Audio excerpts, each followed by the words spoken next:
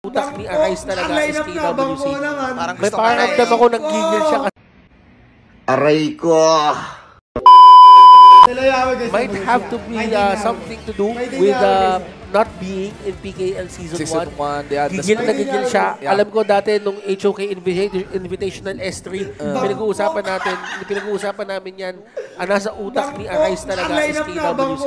Parang May gusto ko paramdam ako nag-gigil siya kasi Nakita niyo yung mga TikTok ni Carl? Lalo na yung lalo na yung mga TikTok ni Carl. doon talaga na nagkakaroon. Ano lang pala yun eh. Dami talaga. Kala ko pa naman. Pero totoo naman talaga eh. Nakita natin siya na Ito, ayan, there si Darwin, hindi napatay ka agad, pre.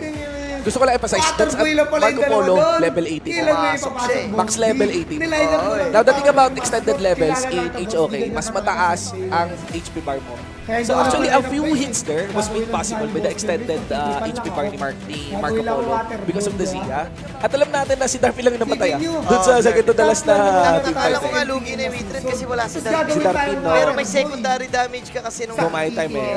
Tsaka yung Zia din, numahagod yung damage. Diba? Tingnan mo yung late game Zia, tingnan mo yung item ng Zia. Buo na rin naman eh, diba? actually pre, secondary